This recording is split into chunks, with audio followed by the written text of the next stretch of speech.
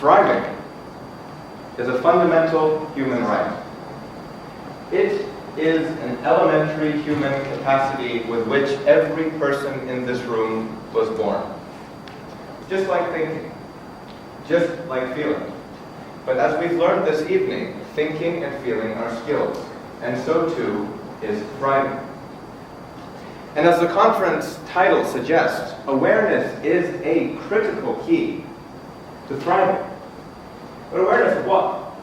Now, if you happen to be in a tight room and you feel lightheaded, awareness of your environment might help. There might be a gas leak as our practical exercise this evening help to demonstrate.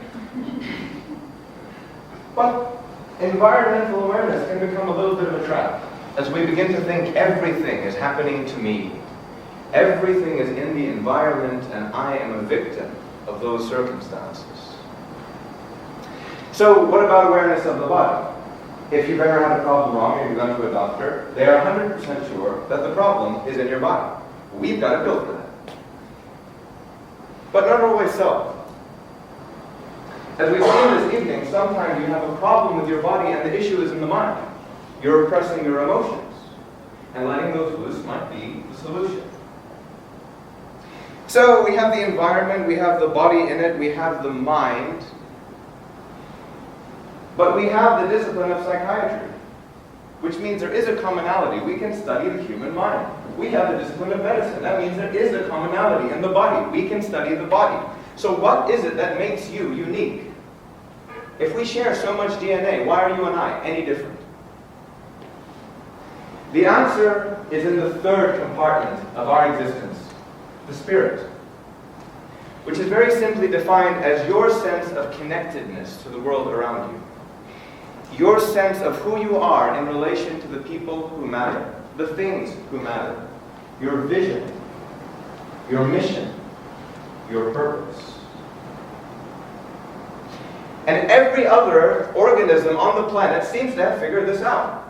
If I'm a goose, I fly north when it's too warm. When it's cold, I fly south. The rose bush grows towards the sun, and it survives. I have never met a goose suffering from smoking-related lung disease. I have never seen a rose bush with crippling anxiety. But what about us, the peerlessly adaptable and inimitably individual human being?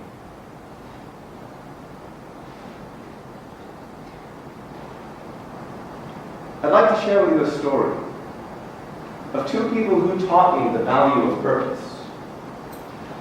It was late one evening on the East Coast, in the north, which means it was cold. It was late, which means it was dark. And I was in a cab going to get food, which means I was hungry. See, awareness of the body. Okay. I looked out the window, and underneath one of these streetlights, I saw a beautiful young woman reading a book in the cold and the dark.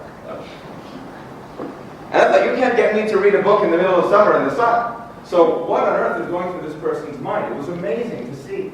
It just pulled you out of your mind for a second. And so I told the driver, please stop, and I got out. I went up to this person, and I said, I'm going to have dinner 2 blocks away, would you like to join me? And she said, no thanks. But I wanted to be a good Samaritan, so I pushed a little bit. I said, come on, it's just around the corner, it's on me. And she said, no thanks, I'm married.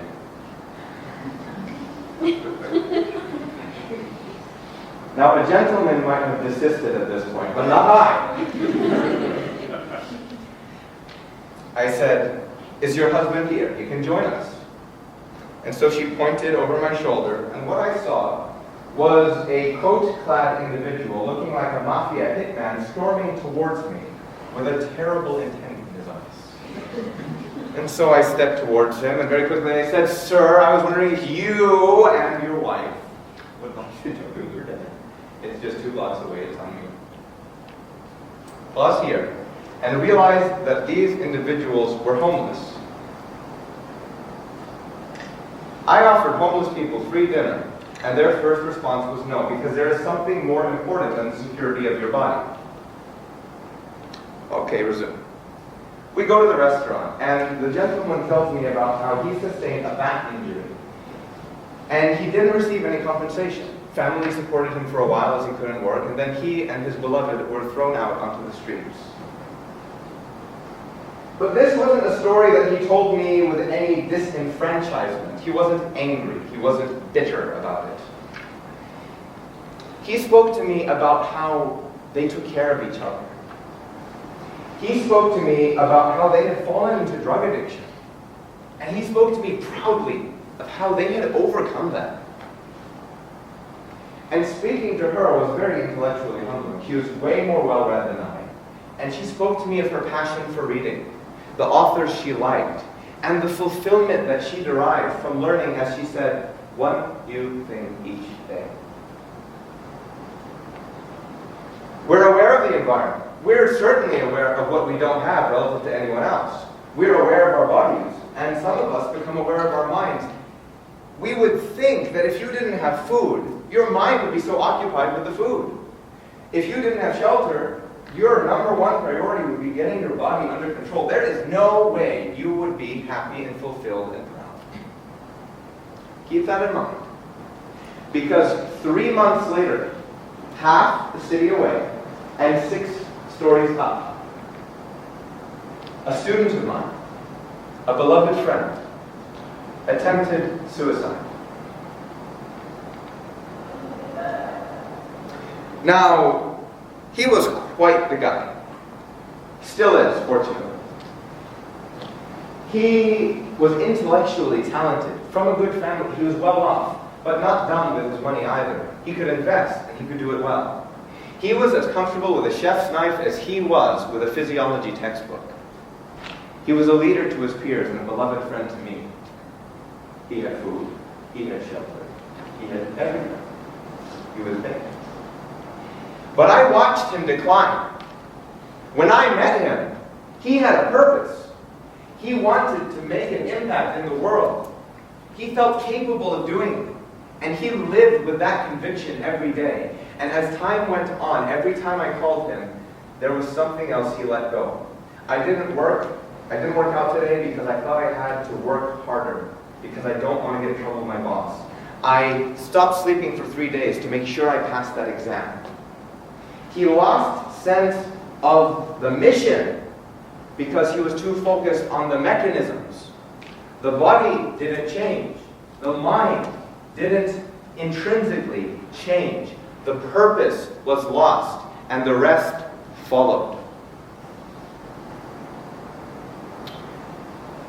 Now, science has begun to appreciate the importance of purpose. In May of 2019, in the Journal of the American Medical Association was published a study of over 6,700 people over the age of 54. And they examined something called all-cause mortality.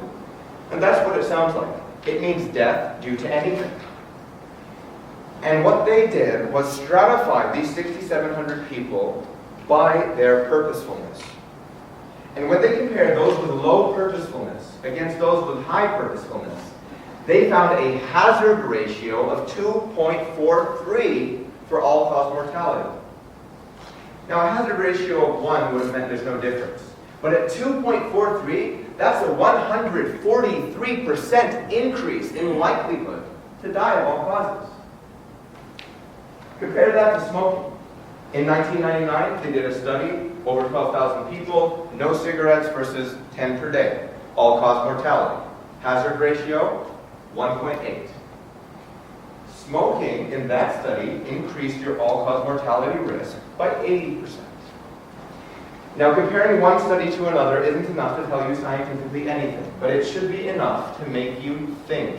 If we are so obsessed about the body, about smoking, about avoiding toxins, about making sure we exercise and eat well, what about the spirit?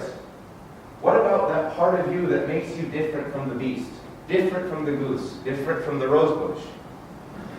We don't attend to it, and like anything else in nature, just like a muscle, if I don't use it, it gets smaller. If I don't use who I am, I waste away. So what did we do with this understanding? We take children as soon as they're able to go to school, and we tell them, you'd better make that A. You had better do well in high school. You should come out on the top of your class. As a matter of fact, if you don't, you're going to be in trouble with the family. We're going to disrupt your spiritual network if you dare to fall short of the average metric. And God forbid you don't. There is no way you'll ever end up happy. That apparently didn't stop a couple of things. We graduate a generation of apathetic, aimless geniuses. They are so smart. They are so bright. But there's no direction. Because we never asked if that A meant anything to you. Did you work hard for it? What did you learn? And what do you want to do with that knowledge? We don't ask. And what's the reward of this?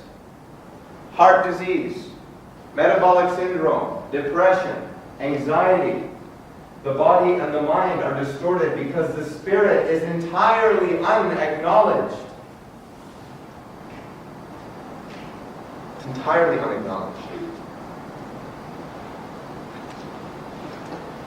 So, what do we do about this? It begins, like any good science, by minimizing your confounding variables. If you are anything less than everything you have ever wanted to be, then the following applies to you. First, ask yourself how you're interacting with your environment. You might be unable to focus, feeling a bit down, a bit sluggish. Well, you might be in an amphitheater full of gas. But if you're not, the second question is the body. Is there something amiss in your body? Are you not in the physical shape you want to be in? And it's not about a target weight or a target shape. It's about how you feel. Do you feel capable physically of doing the things that you want to do? If not, then we move to step 2. Remember, mind, body, and spirit. Go to your mind. Are there things you're not dealing with? Are there emotions you're not dealing with? A sound mind inhabits a sound body, and a sound body houses a sound mind. If one is distorted, so too will be the other. Then we move to the compartment of the spirit. For 30 days, stop intoxicating yourself.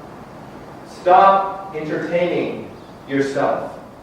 Boredom is the soil in which inspiration grows. So create that space for you to answer the existential questions of why you are here and what gives your life meaning. In physics, we have a concept called entropy. Entropy means energy tends to spread out, always. Energy tends to the lowest energy state, but you are here, a living, breathing, warm organism, alive.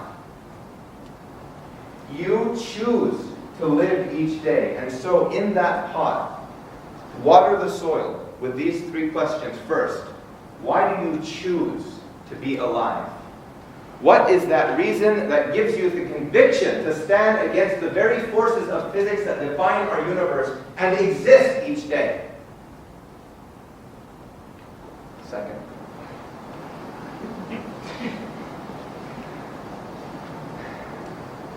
what is your vision for this world? What impression would you like to have left for your having been here? It's very important that you know where you're going when you set out on a road trip. It doesn't matter if you take the highway or the scenic route, but if you have no aim in sight, you will end up nowhere and quite confused. So what is your vision for this world? Number 3, and this is the most important. This is why that homeless couple was happier than more people than I know. This is why my beloved student succumbed to depression. Question number 3. What are you doing in this and every single moment to honor that purposeful identity and to work towards that vision? Why do you choose to exist? What is your vision, and what do you do in each moment to honor number 1 and number 2? See, I have a dream. I have a vision that every single human being on the face of the earth realizes that there is nothing stopping them from living with every measure of beauty, of wonder, of delight, of excellence, of success that they ever dreamed of. It doesn't matter what you do have, and it doesn't matter what you don't have. It is all here. You are capable of this.